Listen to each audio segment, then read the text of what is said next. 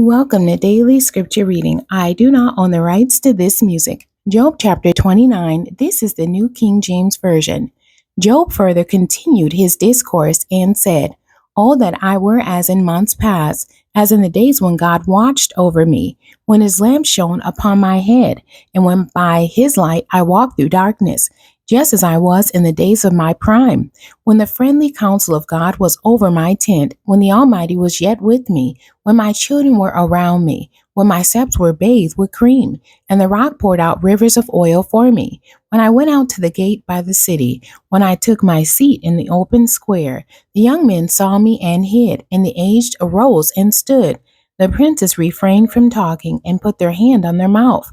The voice of nobles was hushed, and their tongue stuck to the roof of their mouth. When the ear heard, then it blessed me, and when the eye saw it, then it approved me, because I delivered the poor who cried out, the fatherless and the one who had no helper. The blessing of a perishing man came upon me, and I caused the widow's heart to sing for joy. I put on righteousness, and it clothed me. My justice was like a robe and a turban. I was eyes to the blind, and I was feet to the lame. I was a father to the poor, and I searched out the case that I did not know. I broke the fangs of the wicked, and plucked the victim from his teeth. Then I said, I shall die in my nest, and multiply my days as the sand. My root is spread out to the waters, and the dew lies all night on my branch. My glory is fresh within me, and my bow is renewed in my hand.